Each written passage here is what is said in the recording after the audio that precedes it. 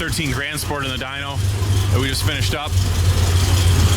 And I got another car I got to put on the dyno here today, so I got to get done, so I got to make this one fast. But forged bottom end LS3, our stage 1 cam. I'm letting it warm up right now, so bear with me through the idle. I got to get it up to temp here for the final pulls. A&A Vortec SI trim supercharger kit. Long tube headers, our Nickey American Racing long tube headers, 2-inch. American Racing X pipe. It's got a B&B muffler system on it, so it's got a really good sound. So that's our stage 1 chopping.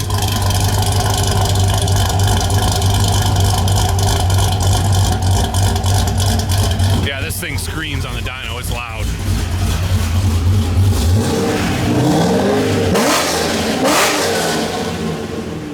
I think it sounds really good. So anyway, again, I'm just letting it warm up here. I'll do a couple final pulls here. It does have an A&A auxiliary low side fuel pump, and it's got a booster pump on the in-tank, stock in-tank pump, 160 thermostat. I believe this has our K900 injectors in it. Yeah, that's what it's got. It's got our 850cc injectors. This is on pump gas 93, so super nice car. This guy does quarter mile, half mile, road race, all sorts of stuff with this car. So I'm gonna set the camera down. Let's do a couple more rips on it and see what kind of final numbers we come up with on this thing.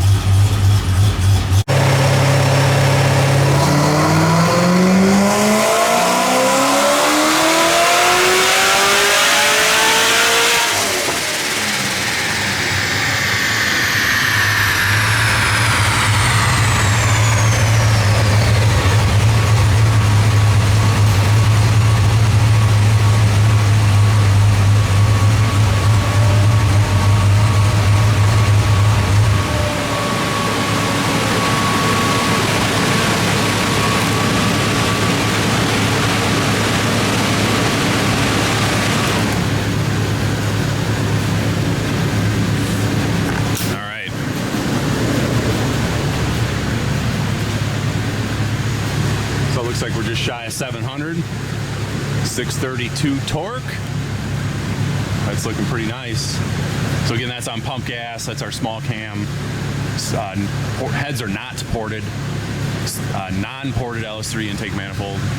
So it's a pretty stock LS3 other than the valve train and camshaft. And obviously, cam blower, 93 pump. No methanol, no E85, none of that, just straight pump gas on this one. So got to be a little conservative, obviously, with something like that, and with what he does with the car, as far as like the racing, all the racing he does. We always got to keep that stuff in mind when we're tuning these things for stuff like that. So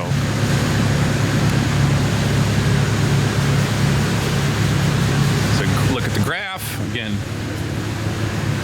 Nothing too crazy. Pretty nice little package here.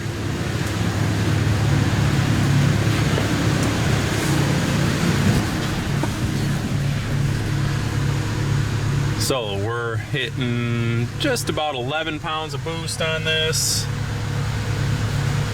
Maybe a smidge over. Mid-teens on the timing. Air fuel is, see, I'm about 0.8, 0.79, 0.8. So again, I'm nice and conservative. Looks like the knock sensor's picked up a smidge there. So I'll have to smooth this. Obviously, yeah, when you're, what I just did too, and I'll have to go back and adjust for this, is his air filter was extremely dirty, and I just cleaned it. And so it looks like we did pick up a little bit of boost in this area, right around the peak torque. And just a smidge up on top, maybe like a couple tenths of a pound, but we did pick up a little bit in here, so I got to go back and adjust that timing table, because since we did pick up boost, I can see my air mass now.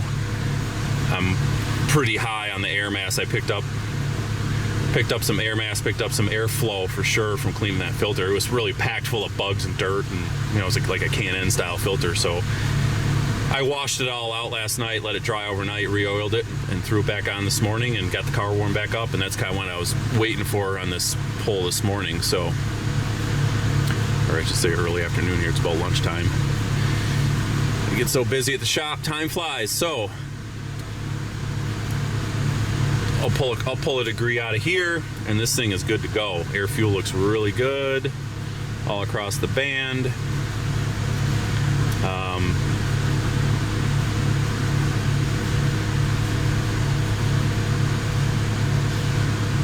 Sorry, I'm just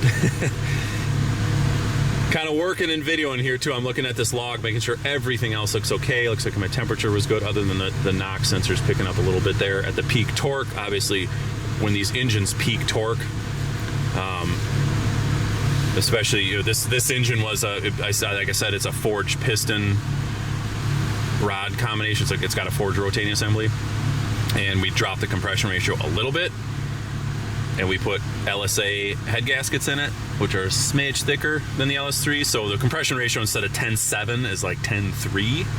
So we're still up on, where I like to be for centrifugal blowers, especially if you're going to do E85. This car obviously 93. So it may get E85 in the future. And we had, kind of thought of that. But you can see I got a little bit of timing in the bottom end, obviously where there's no boost. This is kind of how I tune centrifugals. I try to put as much torque or as much timing in the bottom down here as I can to try to kind of bolster up the bottom end where the boost is only a couple pounds. You can see at 2,500 RPM, 3,000 RPM.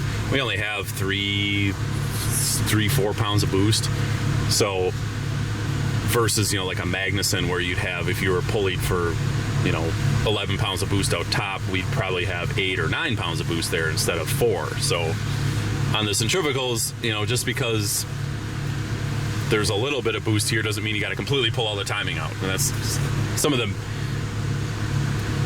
Sometimes I see on some mistunes where guys are tuning boost, it's like the thing goes onto a pound of boost and air fuels and everything gets, everything gets pulled way down. And it's like, no, it's, boost is all relative. It's just how much air is in the manifold, and so when the boost is low, 3-4 pounds, you can still have some timing down on the bottom end there to try to kind of bolster up the torque on these centrifugals and make them feel a little snappier. So, and you can see, I'm a little bit leaner on the bottom end too. I do that. I usually don't try to make them super rich on the bottom end. Again, just because it's got a pound or two of boost doesn't mean it automatically has to go from 12.7 to 1 to 11.5 to 1.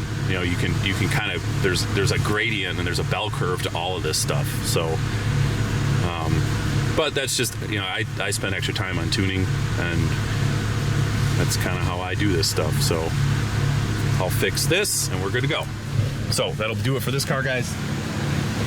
Got another couple videos coming out. I got another ZL1. You can kind of see a preview up there on the alignment rack. It's a little body project on that one. So anyway, super cool car. This is a pretty badass car, and we'll get this thing back out on the road and back out onto the racetrack this spring. Thanks for watching, guys. Talk to you later.